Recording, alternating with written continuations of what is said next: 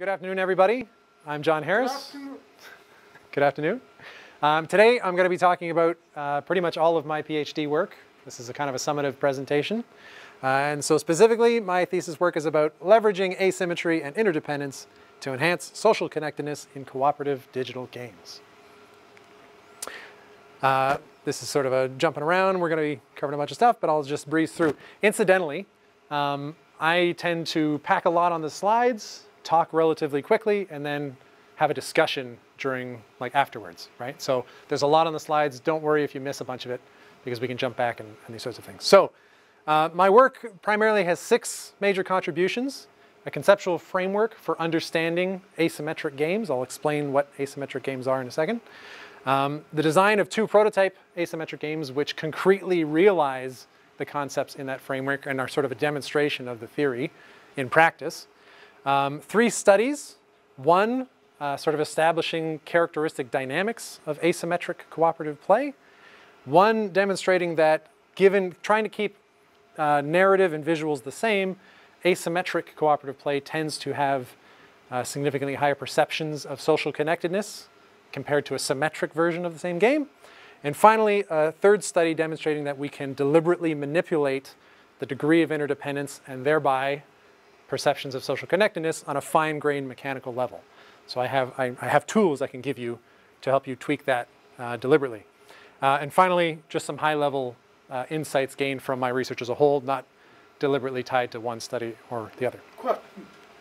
Number 2. Concrete realization of the concept described in the framework, not of the framework. Yes.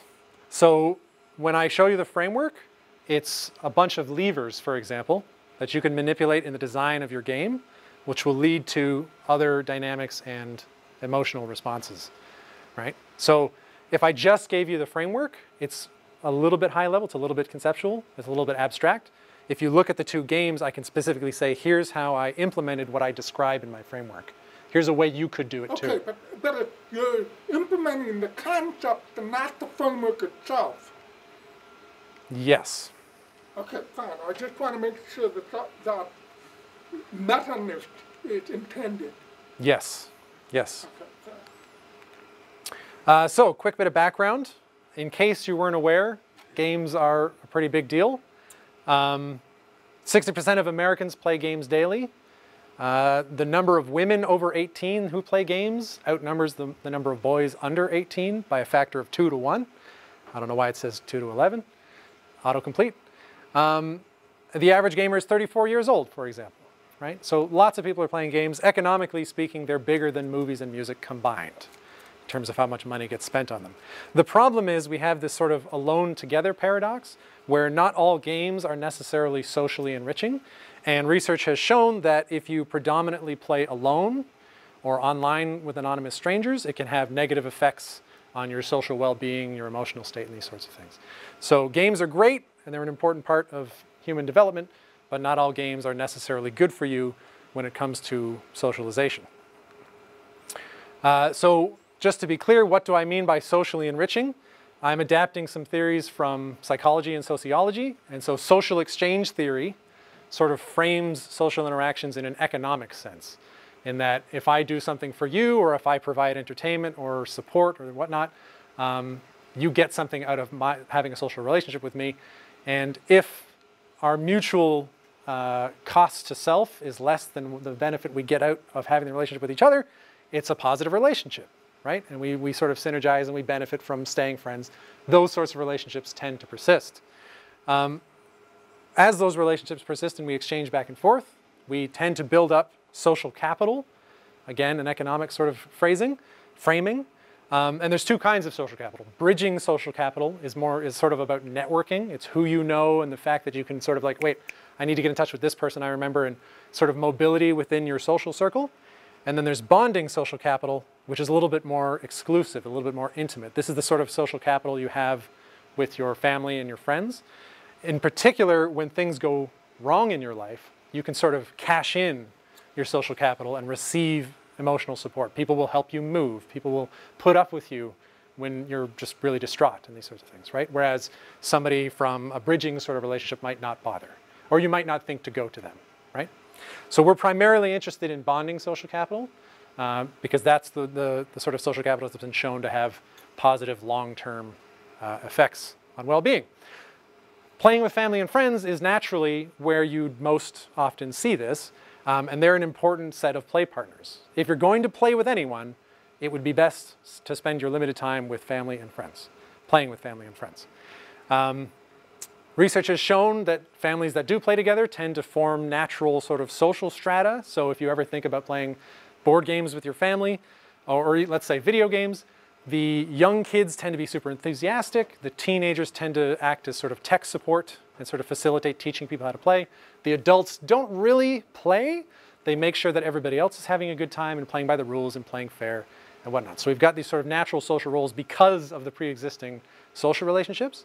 And part of that's good, but part of the problem is that we all, if we want to like meaningfully engage with the game, we all have different ability levels or preferences, right? So the kinds of games I might want to play might be different from what Mark wants to play. But if he's my brother, you know, what game do we play that we both meaningfully engage with, right? So we've got this sort of mismatch between pre-existing social circles and everybody's preferences in what they want to play. So overall, my research motivation is to improve that social quality of play while attempting to straddle these boundaries, these preference boundaries, and build bonding social capital. So we want multi-preference styles of games that have meaningful engagement, right? That's my two-pronged motivation. Why do you quote family? Yes.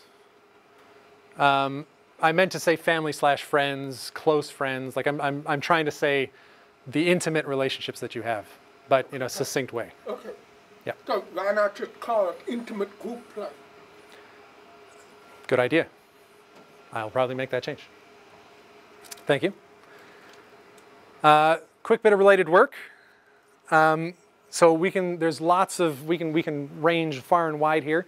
We're briefly going to jump back to 1949 and Dutch sociologist Johan Huizinga and his concept of the magic circle and the idea that play is sort of this ephemeral zone that we step into.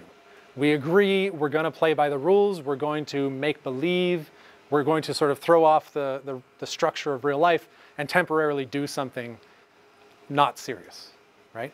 So soccer, for example, is about pushing a ball past a line on the ground. Why wouldn't you use your hands? Because we all agreed not to, right? And so it becomes an interesting challenge. It is both freeing in that we can do whatever we want when we play, but also constraining in that we probably set limits for ourselves. Roger Calois sort of takes this a step further and starts to add this sort of taxonomy on top and try to describe the different forms of play. So we've got things like competition, we've got vertigo, rolling down a hill, tumbling is a form of play, right? So we start to build up this sort of structure in the study of games and play. Similarly, there's lots of research looking at understanding players. So often, if we're designing games or trying to develop something to be more effective, a common question is this more fun than the alternative or the previous state of the art? Unfortunately, fun is an extremely ill-defined concept and means different things to different people. So there's been a lot better success breaking down the individual experience of fun into sort of self-determination theory. You might have heard of this, but the idea that we're satisfying psychological needs. So the need for autonomy, to be able to choose what you do, the need for competence, to feel that when you are doing something, you're good at it, or at least getting better at it, right? So research has shown that games which fulfill these needs engage people more deeply and invite them, they tend to come back more over the longer term than if you just ask them, was that fun, right? So there's numerous self-report survey tools which I make use of in my work, and it often comes down to asking Likert scale questions of how much do you agree with, how competent did you feel while playing, did you feel transported to another world, right? So here's a competence question, here's an immersion question, right? And we've also got Csikszentmihalyi's concept of flow, which is sort of like being in the zone. if you knit, if you read, you sort of time fades away and you get sort of focused in.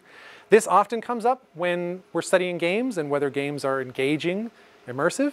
Unfortunately, most of the research focuses on individual experiences of flow. And since I'm motivated by the social interaction between people, it doesn't quite fit. And we still don't really have a golden tool for measuring social flow or group flow. Because the idea is, if I need to talk to you while I'm playing a social game, that snaps me out of whatever sort of flow state I might have been in.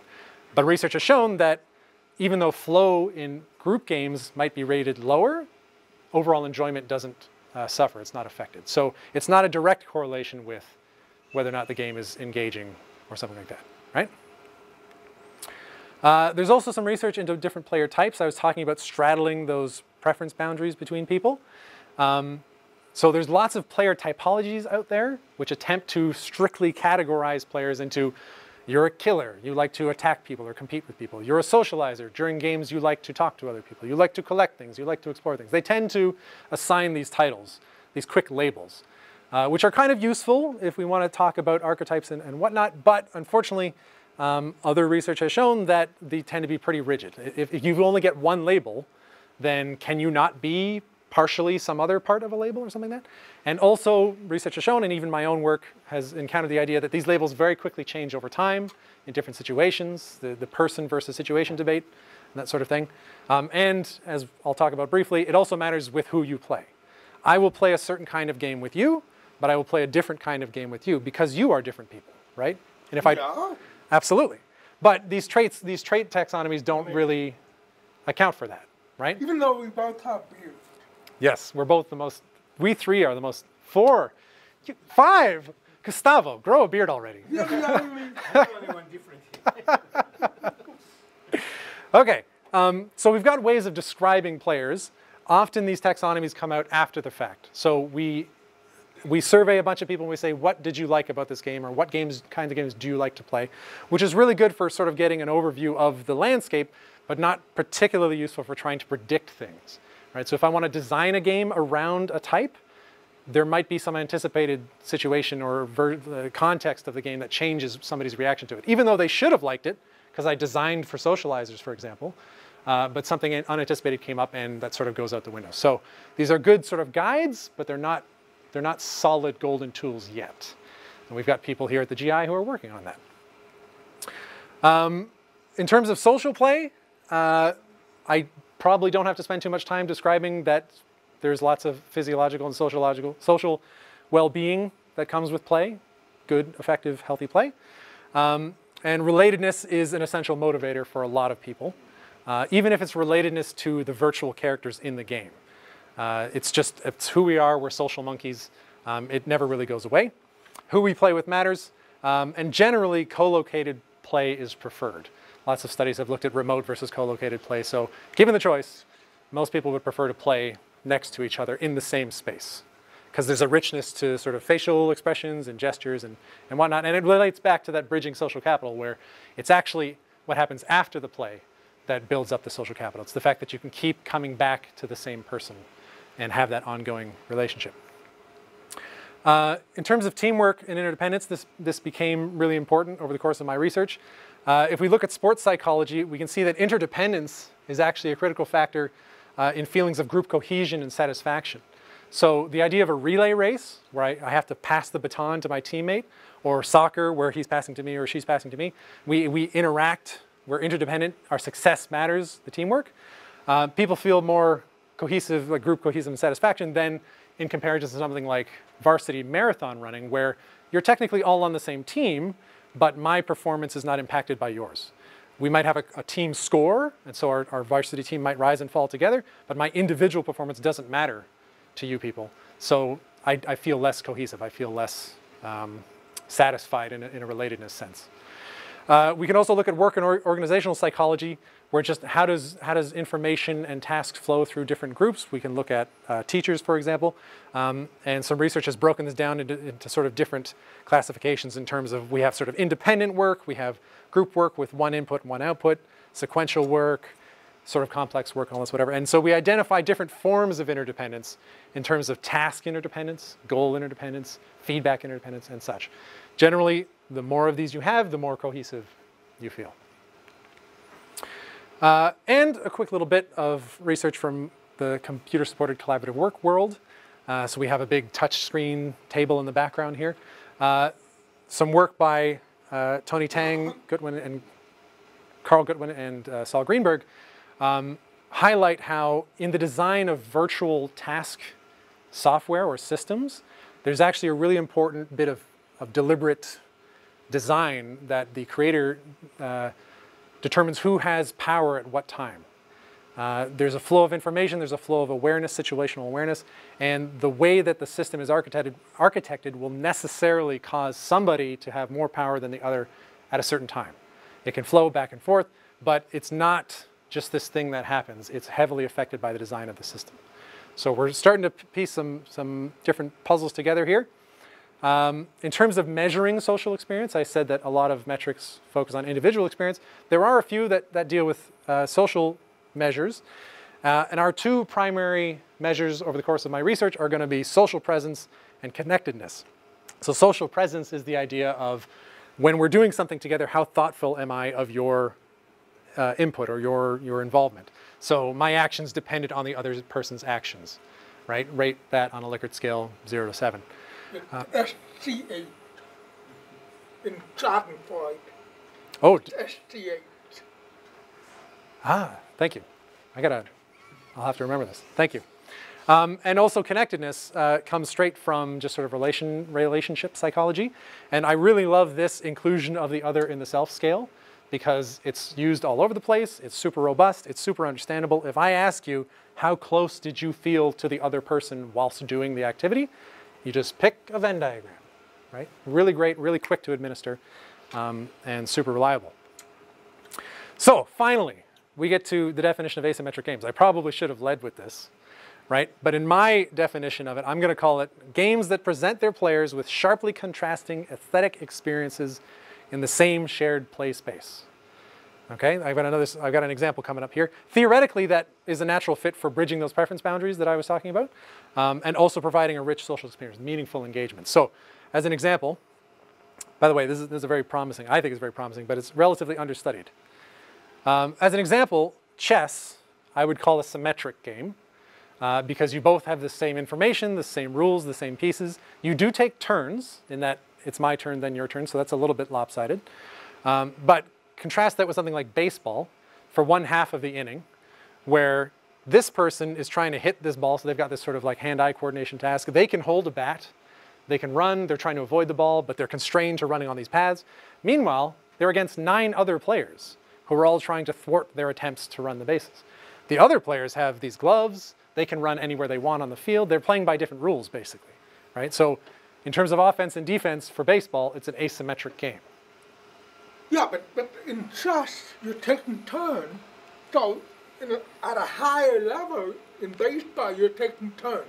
Yes. And while you can't do anything defensively in chess, you can be thinking. Yes. So I don't see completely what the difference. So I'm trying to get us all into sort of the mind space, the design space of what's possible. Consider some new version, baseball plus plus. Are you saying that they're both symmetric? I would say baseball is more asymmetric during half the inning than chess is. They both have elements of symmetry and asymmetry, absolutely, but we're starting to dig into what makes this more asymmetric than this, right? But both teams have the same information. They do, but so we've identified potentially we could give you information that I don't. There's an asymmetry of information. That's actually one of my mechanics that we're going to talk about. Well, okay. I mean, each chess player can think things that the other can't hear. Yep. So I mean, all I'm saying is everything you said that makes them different, I can apply to the other at some level. Yes. So consider from the designer's perspective. I have because I have control over the game that I make, I can, for example, enforce an asymmetry of information. right? If I set up the game such that you can't see things, right? Okay. I mean, if you have people, say, playing the Enterprise where someone cook and the rest are the crew, then there's asymmetry. Yes. But I'm not seeing why baseball is different from chess. Hopefully I can answer that for you. There's an asymmetry of skill. So if you think of American League rules, the pitcher never bats. And there's a designated hitter who never throws and never catches. But that's So true in there's- chess, too. I mean, No, that's the players on the board, but not the human players. well, The human players have the same skills. They're faced with different challenges, let's say. Right. Different situations, but they have the same skill set to... Well, sorry, in baseball, yes. The challenges that There's you're... an asymmetry of skill in baseball. In American football, it's even more pronounced because you will have completely different people. but some Yeah. people Who are are your better offense chess and your players defense? than others. Yes, but they are still doing the same thing, just some of them are better and some of them are worse. In baseball, there are completely different skills. Throwing the ball and hitting the ball are completely different skills. But Yes, we do eventually switch, but okay, this isn't worth spending too much time on. Let's move on. I think it'll become more clear as we proceed, I hopefully. mean, it's, you're going to need to come up with a better, I think, Yep, example. hopefully it becomes clear.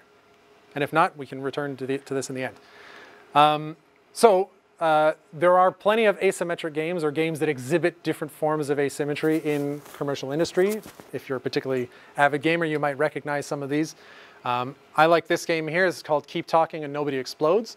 One person puts on a VR headset and can see a bomb, a cartoonish bomb, which has wires and lights and keypads and whatever. The people that are playing with them could be any number of people. They have a printed manual that describes how to defuse that bomb given characteristics. So the people with the manual would ask, is there a giant button on it? The VR headset person says, yes. What color's the button? Blue? No, it's red. Okay, if it's red, then you want to cut the third wire. If it's blue, cut the second, right? Because I'm wearing a headset, the people with the manual can't see the bomb, and the person with the headset doesn't know how to defuse it. So we've enforced an asymmetry of information and set up an interdependent relationship between the players, right? Not to mention there's a single person who can see the bomb, and there could be any number of people with the manual. Whilst I figure out how to deal with the giant button, somebody else could describe, what do I do with this timer? And then a second player can go off and read a different page of the manual at the same time, right? So perhaps that's a better example. So just to be specific with my research here, I'm limiting what I investigate to digital games because of the sort of technological sophistication they afford, and it's sort of rich. We could do analog games, but then we're requiring the players to simulate the rules and run the game itself, which can sort of limit things. Co-located, because research has shown that that's where we're going to get our richest social interaction. And cooperative, not necessarily that it's better than competitive play, but I feel, in my experience, it's just a more natural way to get people to get along. You have to be relatively mature to have a healthy competitive relationship. Whereas here, if it's you and your friend against the system, you just naturally feel like a team. There is research in academia involving asymmetric games. We're looking at people with different physical abilities, so a game that allows somebody with a wheelchair and somebody who's otherwise able-bodied to be able to play together. We're back to the idea of somebody who can see something that somebody else can't. The VR headsets are really great for that. And we've even got a game here called Tabula Rasa, where one person is using a touch table to build a platforming level whilst the other person plays it. And this had a particularly interesting results in that just given that play space, the orchestrator person would take on many different sort of roles. We could have somebody who's trying to thwart the platformer, somebody who's trying to help them, somebody who's trying to set up a puzzle and then just hands off, and these sorts of things. So nothing about the game changed, but the way that people engaged with it was very different depending on who the person was, right? Or what their relationship was. What's missing, as far as I can tell in games user research, is anything that ties this sort of theme together. We have elements of asymmetry. We have debates about what makes a game more or less asymmetric and these sorts of things. This is where my work comes in. We're going to end up here at the end, but I'm just giving you a preview. This is the conceptual framework. I've identified a bunch of ways to introduce asymmetry, characteristic dynamics of asymmetric play, and then some of the characteristic aesthetic experiences, and some of the wrinkles to look out for. So I am filling in this gap in between in this sort of design conceptual space that helps us talk about these interesting experiences, right? So contribution number one is that conceptual framework, just to remind you. In terms of my approach and how I've done this, I've adopted the approach of research through design, which I'll explain really briefly here. Oftentimes when it comes to research and sort of pure science, people prefer to boil things down and abstract them into like Pong, right? Like if we can make Pong, where it's just two paddles and very simple graphics, and learn something about that, can we extrapolate up from there? As opposed to a different camp of games researchers, which would use commercial games, which are fully developed, have million-dollar budgets and these sorts of things. The problem is you don't necessarily have control over these. You can't really manipulate them if you have a specific experimental manipulation you'd like to make. What I would argue, and Catherine Isbister would argue, is that the social phenomena that I'm particularly interested in researching sort of emerge above the gameplay details. And so ecological validity becomes particularly important, and the social phenomena we're looking to study are sensitive to ecological validity more so than if you were studying, for example, individual experience, right? So I adopt a sort of medium fidelity approach where I've spent quite a bit of time developing some prototype games that are perhaps a little bit more sophisticated than you'd often see. But I think that strikes a nice tone between games that being similar to games that people actually play, and therefore the social phenomena we observe are going to be relatively realistic, while still maintaining sort of experimental control that I can change very specific things and set up very specific controlled experiments. So I'm in this middle ground here. And in terms of research through design, this is something coming from municipal planning that was adapted into HCI about 8 years ago, I think. The idea is that game design I view as a wicked problem. And a wicked problem is one with multifaceted complexity, shifting stakeholder desires, and where the information needed to understand them depends on one's idea for solving it. So this can be relatively simply summed up by saying, just because it's a good game for me doesn't make it a good game for you. So trying to boil things down into the abstract and say, what is the best game or the best way to do this? It's going to depend on who's involved or what's your intention or what sort of experience you're trying to create in the players and these sorts of things. So instead of boiling things down and focusing on the universal and the abstract, research through design focuses on the particular. We're going to admit that I'm going to make a game for this person in this context for this reason, study it, and then come back up to the surface. If we can do that enough, we can start to observe broader trends in this constellation of exemplars that we've generated, right? So my work is specifically 1 or 2 or 3 of these little stars. I'm not claiming to solve the entire space, right? Which I don't think anybody would, but it's an important thing to keep in mind. We'll come back to it. Quick bit of vocabulary introduction here. This is the MDA framework from Haneke et al., which comes out of the commercial games industry itself. This was a talk they gave at the Game Developer Conference back in 2004. And it basically tries to break down game design into 3 major sections: mechanics, dynamics, and aesthetics. Designers are on this side, players are on that side. The mechanics are everything that the game developers themselves have direct control over. So this is how fast Mario runs, how high Sonic jumps, all the little algorithmic details. Dynamics are the sort of dynamic elements of the game once everything's up and running and all the systems are interacting. There's 2 arrows flowing here. One is the designer's intent and one is the player's input. The dynamics are harder to predict than the mechanics because the players themselves are an unknown variable. They're introducing their own inputs to the game, but they're also bringing their previous experiences with them, right? And finally, on the far side, we have the aesthetics, or just the sort of emotional experience that people have. And this is super far from the designer's control and is largely up to the player. Dark Souls is a very popular game series, notorious for being very difficult. I enjoy it, because I can handle that sort of thing, or I enjoy engaging with that sort of challenge. And so Dark Souls becomes a sort of interesting adventure through a Gothic world and whatever. If that's not what you're into, Dark Souls is a slog, it's frustrating, it's a pain in the butt, you hate it. Nothing's changed about the mechanics of Dark Souls. It's entirely what the player brings to the table. So this MDA framework is sort of acknowledging this spectrum of control that the designer has, right? And the further along we get, the less direct predictive control we have. But it also introduces this useful vocabulary, which is what I adapted my framework from. So in my work, in theory, I'm trying to achieve this. I'm trying to split the aesthetic experience at the far end such that elements of the game appeal strongly to somebody who might have this sort of appeal, whatever that means, some sort of violence maybe, and as well as distinct elements of the game that appeal to somebody who might prefer judgment style challenges or strategy type challenges. I only have one set of mechanics to work with, and I have to reach these two aesthetic experiences. So I'm particularly interested in what does this sort of splitting cause in between the two, right? Is it very straightforward, or is there interesting phenomena going on here? And it turns out, yes, there are. So after an extensive review of existing asymmetric games from industry and academia, I was able to develop this, identify different forms of asymmetry in design, which is some of the things that we were talking about. From here, my work proceeds to try and fill out the rest of the framework and understand what's going on with these asymmetric games. So with that in mind, I set about developing two prototype games. One was called Goombagrams, which attempted to mash up Mega Man and Scrabble, Mega Man being a Mario-style platformer, 2D platformer, and Scrabble being a word spelling tile manipulation game. Originally, it involved some fancy hardware from Microsoft. This was actually a sort of an augmented reality camera mounted to a desk lamp. But we eventually just sort of shifted to fully on the computer, and we've got one character running around. Where is it? Little Mega Man there.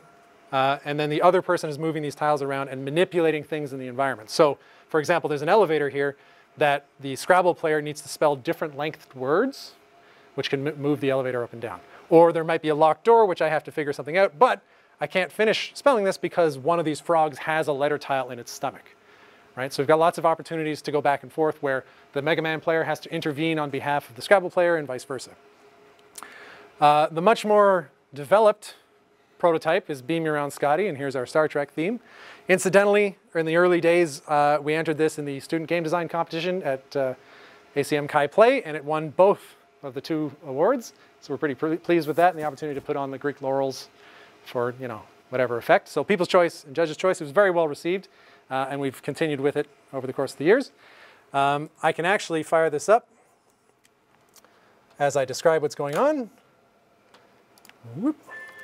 So it's a two-player game. One person plays the intrepid Captain Joanna T. Kirk. I recognize it's a gender swap. It's my wife's name. They are playing with a gamepad. It's a twin-stick shooter. So pretty classic, simple, arcadey action type thing. And if I'm good enough, I can handle dealing with these basic wasp-type enemies who are shooting stuff at me and whatnot. But then I arrive at a chasm, and Kirk can't jump.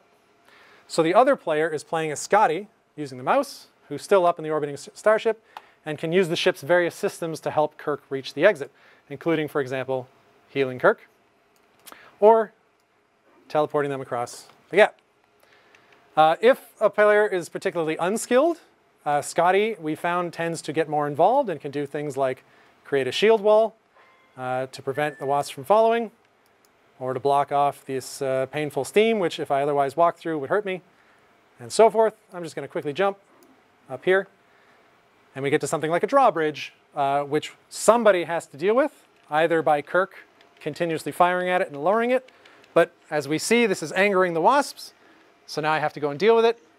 But as we can see, the drawbridge rose back up, so this means we have to work together, and it sort of forces us to work separately. One person has to deal with the drawbridge while somebody else deals with the wasps. So that's Beam Around Scotty version 1.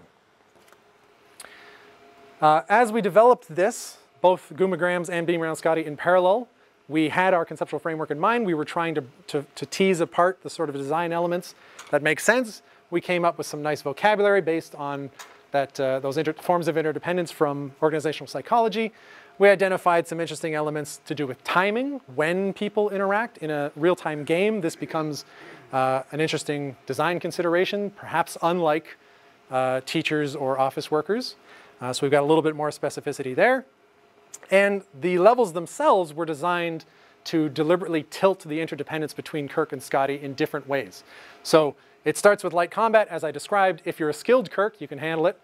Scotty doesn't really have to do anything.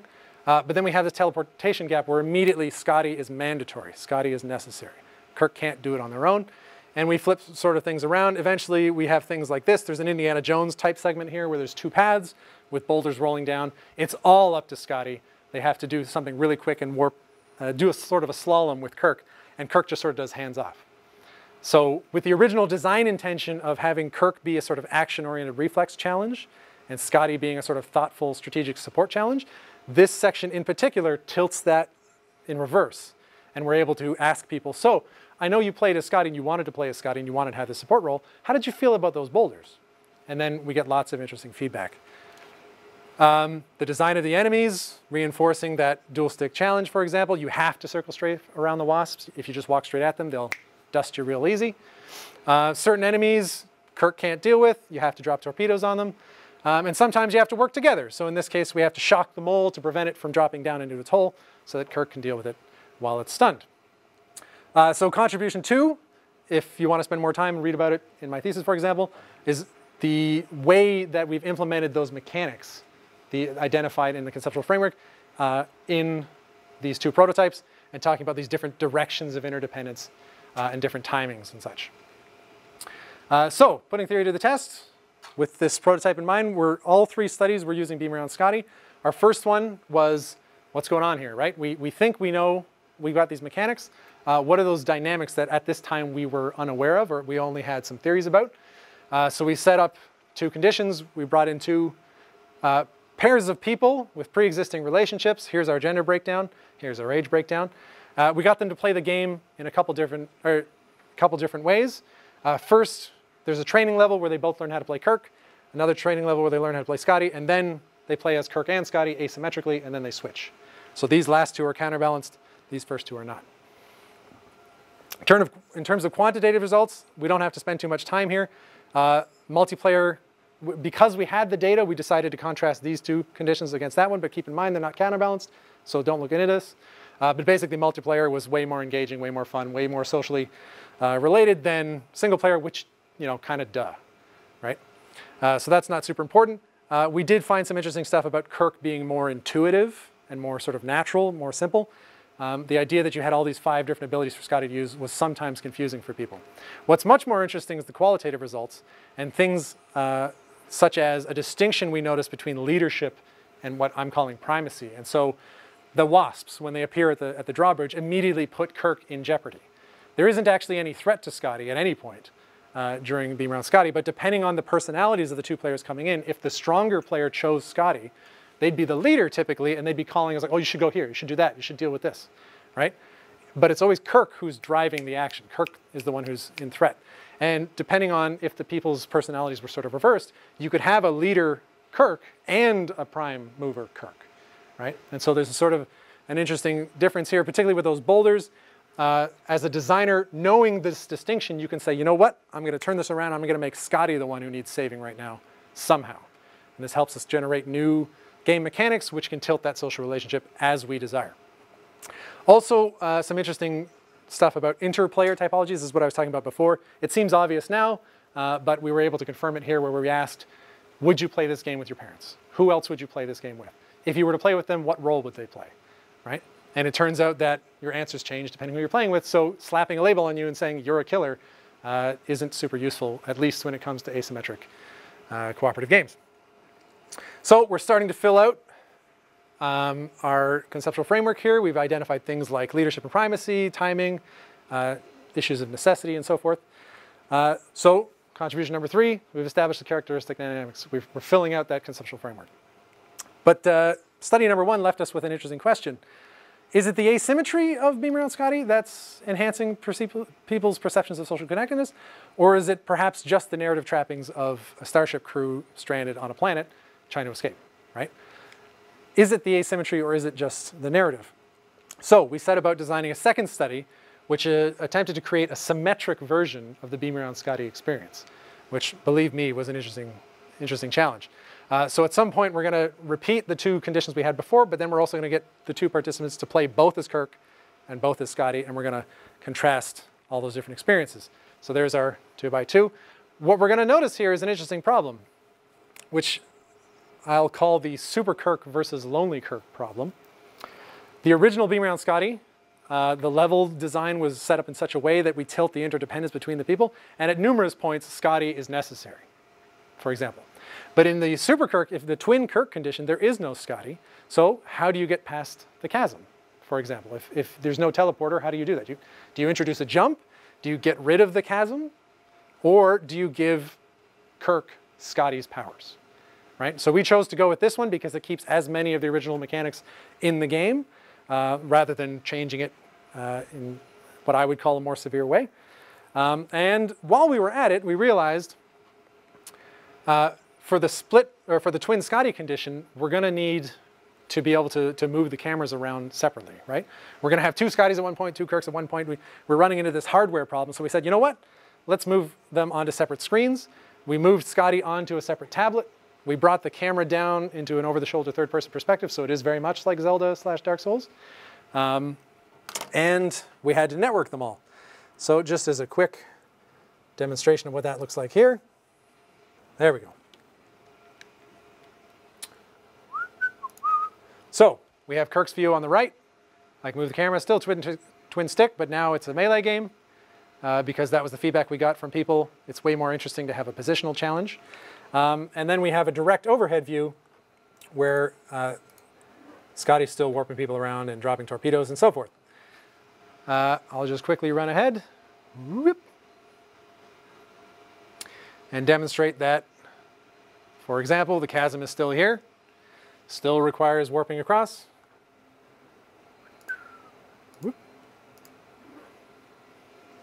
Steam geysers are still here, so on and so forth. All the challenges are still here because, of course, we're trying to keep things as similar as possible. As you can imagine, though, changing the camera so drastically had some pretty interesting repercussions, which we'll discuss in a second. So given that we've created this version 2 prototype, we run a similar study, recruit 40 people. This is just a color-coded breakdown of the gender distribution, female-female groups, male-male groups on that side. So we do skew male-male. Here's visually what it looked like. At all points, they could see all the screens. So even when they were controlling both Scotties, you could still see the Robo-Kirks that they were playing with. Here's that similar procedural diagram. The point is, we teach them how to play, they fill out a bunch of self-report surveys. Different condition, all counterbalanced. We close it off with a semi-structured interview. Quantitative results. Asymmetry proved significantly better or rated more highly than symmetry in terms of social connectedness and social behavioral engagement, which is what we're looking for. So that confirmed one of our hypotheses. It also proved more immersive, and the controls made more sense when you were playing with your fellow player. This is a chart sort of informally afterwards. We asked them to rank the 3 play styles in terms of their favorite. Split and Twin Kirk came out significantly ahead than Twin Scotty. There is no significant difference between these two, though visually a minor one. So we're finding, again, asymmetry better than symmetry in terms of connectedness and behavioral engagement. That's what we're looking for. We also found a bunch of really fun qualitative results. I'll very briefly talk about this. In the original Beam Around Scotty with only 1 Kirk, when you reach the end of a section, it transitions to the next one. With Twin Kirk, you've now got 2 avatars on the ground. What happens when the first one reaches that gate? Do you wait for the other person to finish, give them the chance, or do you trigger it early and just sort of move on? For timing's sake, to keep the experiment running quickly, we went with let's move on. But this led to some interesting social phenomena where, depending, again, on the relationship between the 2 people, either we could use that sort of quick transition as a way to help each other. If a slower Kirk was having a lot of trouble, I can't get past these steam geysers. Just end the level. Just transition it for me. Okay, cool, great. I'll do that for you. I'll help you. Versus, let's race. I'm going to trigger it because I don't really care for you, and you don't get a chance to try half the game because I'm just that much faster. Again, the mechanics hadn't changed. It comes down to what the people bring to the experience, changes the aesthetics drastically. Contribution number 4, demonstrating asymmetry can be greater or perceived significantly better in terms of social connectedness than symmetric play. Finally, study number 3, we wanted to see whether or not these degrees of interdependence can be manipulated in a fine-grained sense. So we're setting up a 3-condition experiment.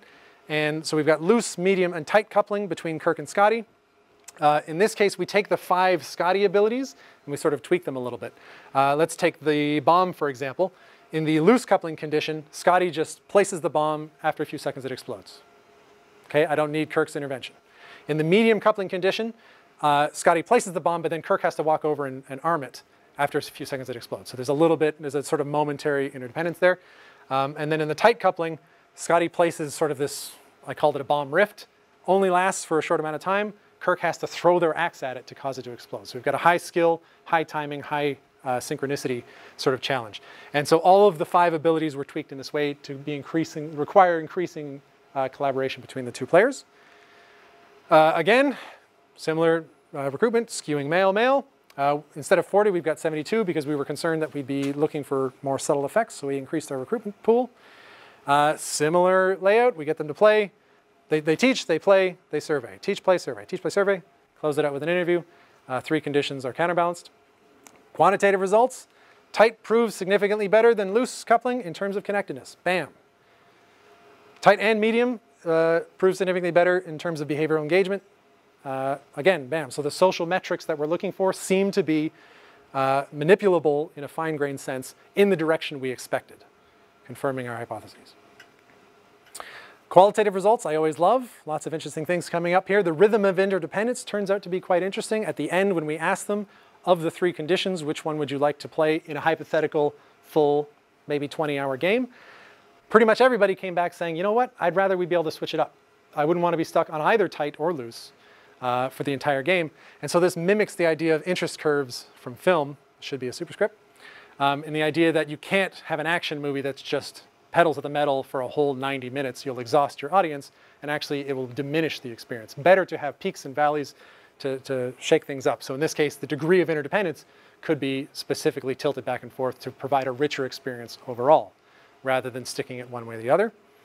And I'll skip the other 2 there. So contribution number 5, study demonstrating control of social connectedness through deliberate mechanical design. And finally, some interesting insights coming up from looking at all the studies in general. This sort of talks to some of the things we were talking about before. When developing the variation of the heel beam for the twins Kirk condition, when transposing Scotty's abilities onto Kirk, the question was, how does Kirk target that heel ability? Originally, it was used on the Kirk who was triggering it. I could heal myself, and only myself. An alternative, the one we ended up going with, is you target an area on the ground, and anybody standing in that area can be healed. So if you target your own feet, you can heal yourself. If you target your friend, you can heal them. The third alternative is an ability that only works on other Kirks. This is how Team Fortress 2's medic works, for example. And James Portnoy, game designer, would describe as a signaling mechanic in the sense that as the designer, I've set it up so that you have to work together. I've designed interdependence into the game itself. Going with the targeting the ground version of it that we did for our study leaves it up to the players. We allow cooperation to emerge, right? The first, where it only heals myself, would be sort of designed independence, right? And so we have a role as designers to set up the social dynamics of the game. And we can even think about something like soccer, again, where technically only the goalies got special rules.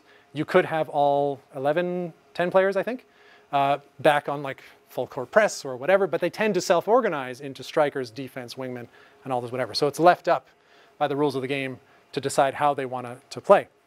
And that freedom can be really important. And as a final thing, really interesting sort of overall observation is what I'm calling pace osmosis. One of the major complaints we got from those people who tended not to enjoy the Beam Around Scotty experience was that, you know, Kirk's under threat, Scotty needs to act now. I need to deal with these wasps now. I need to do things quickly. There's a lot going on. But that's not what Scotty signed up for. Scotty signed up for this sort of supportive, non-threatening, non-anxious task. And so the idea of Kirk's pace bleeding into Scotty's experience, right? We also saw similar things with Goombagrams. And in general, what I found is that the more necessary and more frequent the interdependence designed into the game, and therefore leading to improved perceptions of social connectedness, you also have this increased pace bleed, right? So it's really hard to separate the pace of 2 experiences that are tightly connected. I use chemistry here in osmosis and the idea of different concentrations of particles permeating a membrane, just to give you a visual example of that.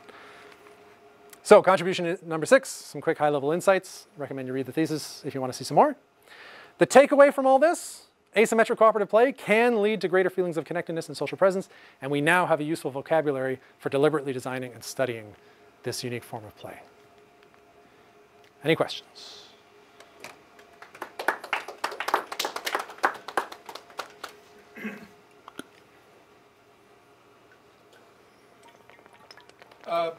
I think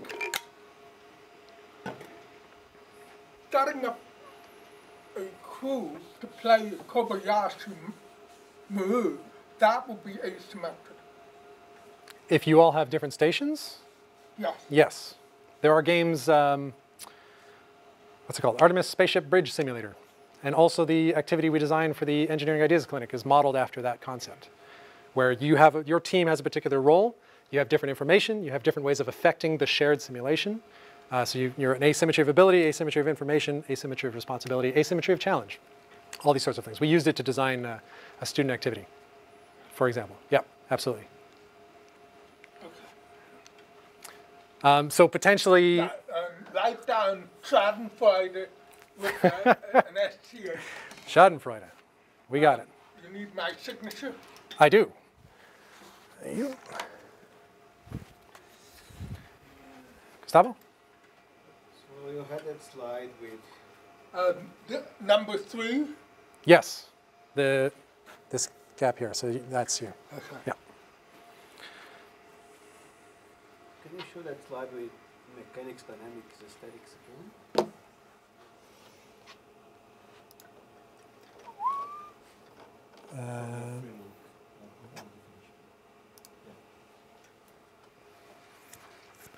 So, did you... Today is 24th. 25. 25. Yep.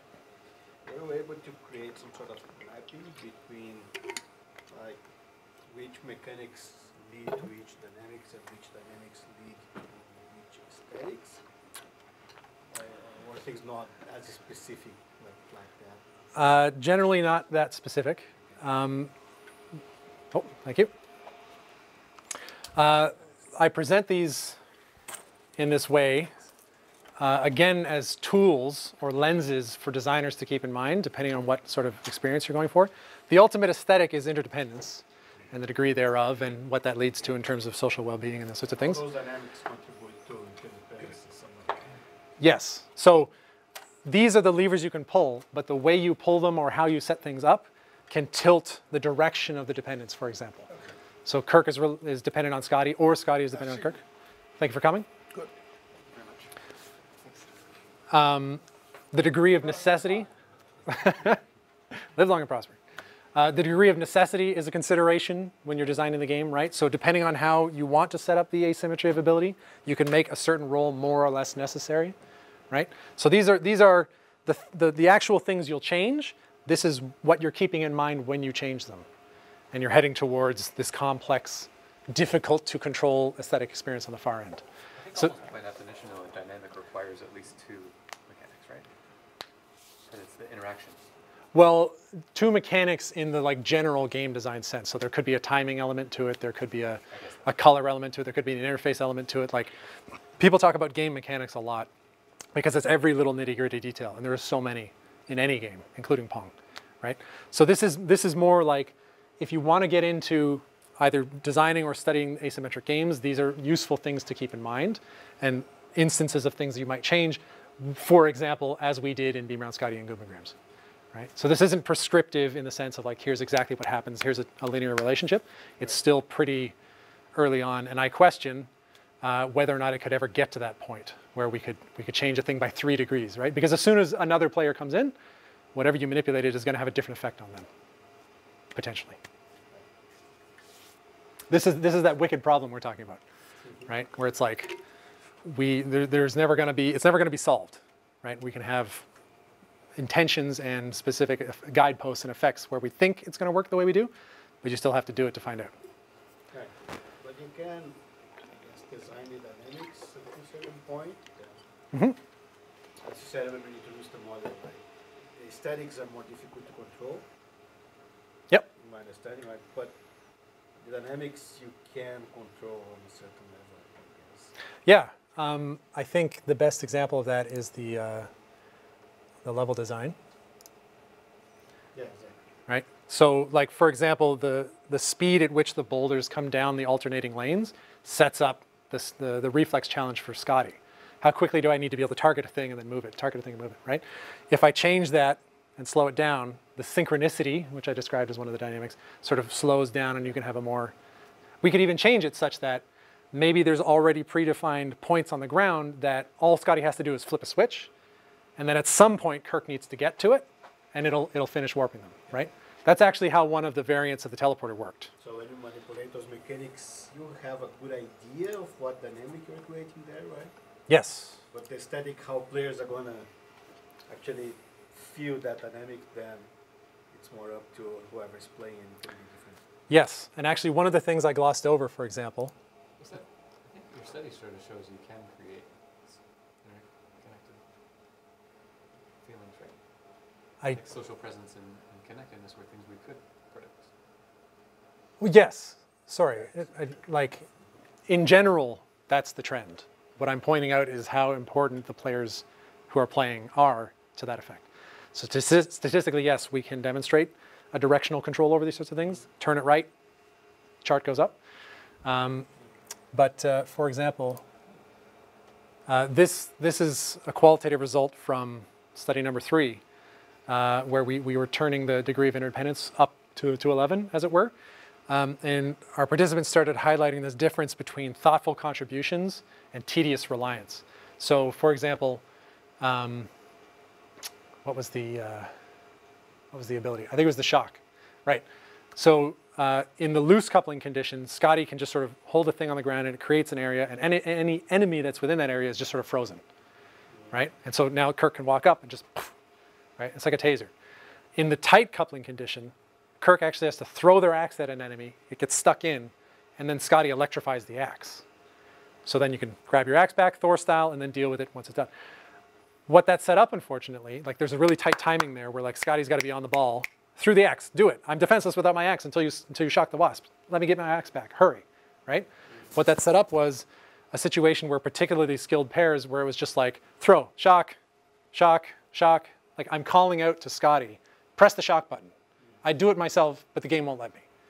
And so for Scotty, that's a very boring experience. We're just like, okay, right? So there isn't much meaningful input there. There's a different section of the level that you didn't see, which is a maze, which from Kirk's perspective is very hard, like it's a hedge maze, right? But from Scotty's perspective, you can see the layout. And so now when Scotty is calling out, okay, go left, go right, turn around, turn left, it's the same cadence, shock, shock, shock, left, right, forward, left, right. But because I'm putting a lot of thought into planning and whatever, Kirk doesn't find it boring or frustrating or demeaning or anything like that, right? So there's this idea that the timing is equally rapid, but because of the nature of what the mechanic of the dynamic is and other sorts of things, it changes the experience to either be thoughtful and awesome, and we're like, we're an awesome team, thanks for your help, buddy, or this is boring, why doesn't the game just let me do it myself, right? There were a couple other hypotheticals we asked in some of the interviews, for example, turning the monitors away from each other, where you can't see the other person's screen, where some people are like, that's great, we'll have to talk a lot more, it'll really tie us together. Other people are like, that's super frustrating, why wouldn't you just give me a mini map? Why wouldn't you let me see what they're doing? The game can do it, why isn't it letting me? Right? And that's, again, up to the designer's intent. What kind of experience do you want? One isn't better than the other per se. It depends on who your audience is. Did you have participants in your study that had a huge age difference between them? No. How the older participant felt about the game? We did have pairs of older participants, but no older participant with a younger participant. So that, Can you still make a statement about, like, say, my grandma who doesn't like it? Would she like, say, playing Scotty, which is kind of like a supportive, an easy entry to the game? Could I convince her? potentially, but I think pace osmosis comes back and rears its ugly head. That is a piece of future work that I'd love to do, where we try and deliberately attack or for shortcut, or what's the word? Short circuit that pace osmosis and set up a situation where somebody who wants to take it slow, somebody who wants to have a calm, thoughtful experience can, without getting sucked into the pace of whatever their partner's doing that might be much more high paced. I would say Beamer on Scotty, probably not great, because there's a couple situations where Scotty needs to be on the ball. Goombagrams, we tried to push it a little bit further. Scrabble, right? That was actually our mental archetype where we're like, let's do my mother, who loves to play Scrabble and doesn't play video games, with me, who plays Mega Man, for example, right? But what we found is that the distance between those archetypes, the pace of the intended experience, sort of set up a higher chemical gradient, if you were, and the pace osmosis became worse because of that. So even though they weren't particularly interdependent on each other, you occasionally had to spell their word or whatever, they started out farther apart. And so their gravity towards each other was a little bit stronger, right? The interesting challenge that I'd love to get into is like, can you just break that? Can you do asynchronous interdependence, right? Not necessarily in the sense of you do a thing, then I do a thing, we play by email, but it's sort of like maybe Scotty doesn't have any powers at all. Maybe Scotty just has a map, right? I'm getting some sensor readings to the north. Like maybe we should go look for wreckage. Maybe there's a ship we can escape in. I'll navigate a course. Yeah, you're gonna, okay, head towards the marina. And then I put my phone down or my tablet or whatever, and I watch the other person play Kirk. Right? I become a contributing spectator in a way. It's a vocabulary that I really like. I think moving to that sort of design space would help us with intergenerational play in that sense. There's also the question of like cognitive ability, right? We had a great speaker in the VR talk on Tuesday who's dealing with VR exergames for elderly people with dementia, right? And that sets up a lot of interesting constraints as well. Playing with young kids, somebody who's 6 years old, right? Even what I just described with navigation Scotty is maybe too complex, right? So there's lots of places we can go, and because we've got those different levers we can draw, maybe that can help us brainstorm and get there more effectively than if we're just trying to draw on examples from industry. It's like, well, maybe we made it a little bit more like Plants vs. Zombies somehow, you know, like, huh? Right? So being able to have that Venn diagram that ties things together from a design perspective is, I think, very useful. One of the other things that I'm really interested in is this asymmetry of investment. Oftentimes, if you read articles about adults or parents playing Minecraft with their kids, it can often come down to just what's the wiki page say, right? Or like, how do we do this? Like, we want to build a minecart track. How do we do this? The kid has read the wiki and they've been playing for hours and they know all the recipes and they know all the crafting and where they get the thing, blah, blah, blah. And the adult is just like, okay, cool. I'll do that then. Can you give me the, great. Right? And so I only get to play for 10 or half an hour a week, right? But my kid or somebody is playing a lot more than that, right?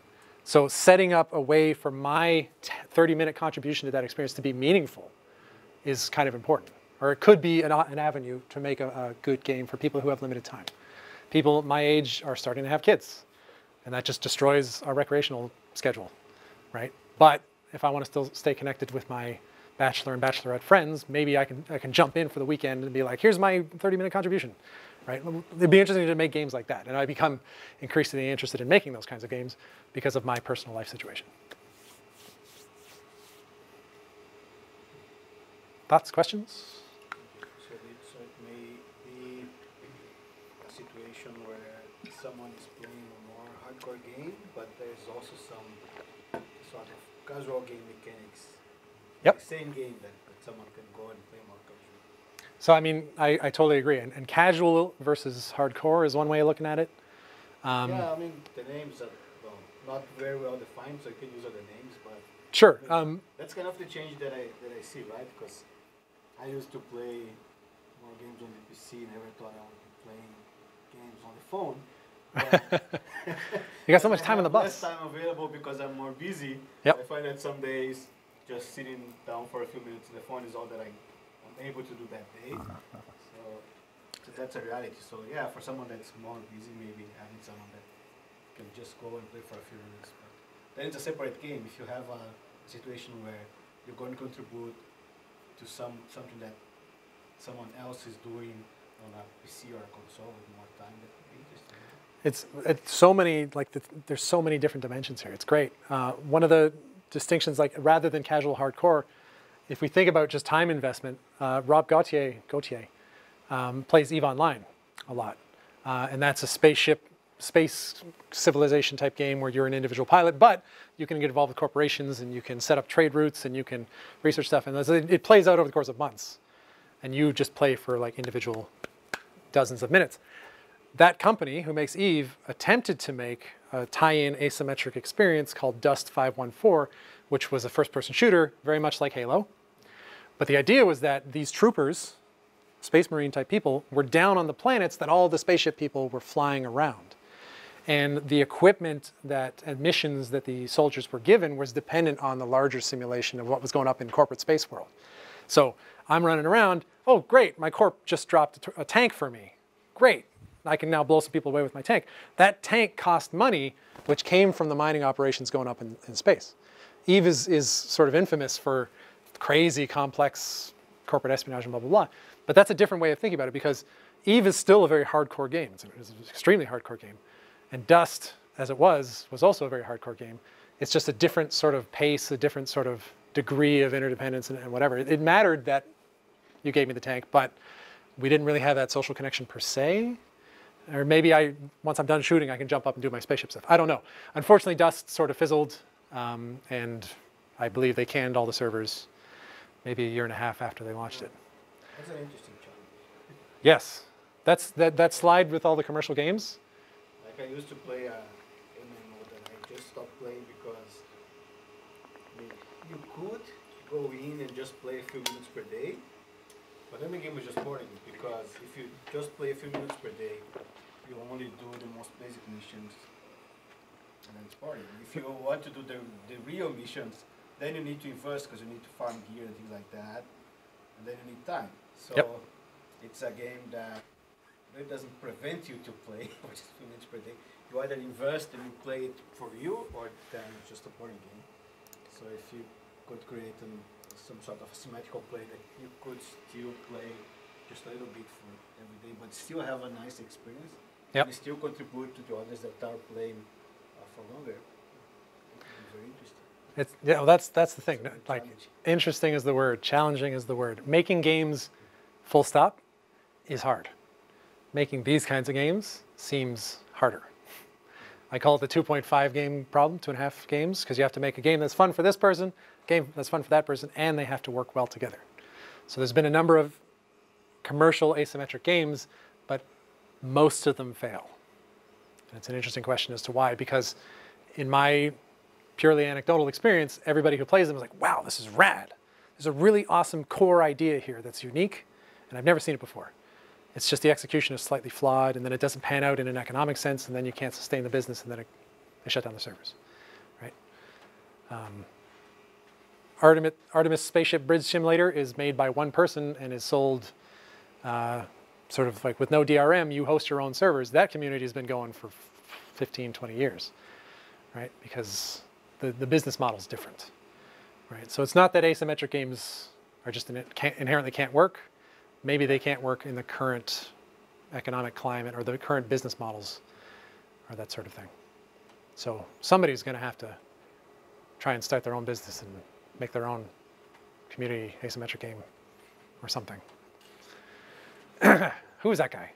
Or gal? Who knows? Anything else? Okay, thank you very much for coming. Hopefully it was interesting.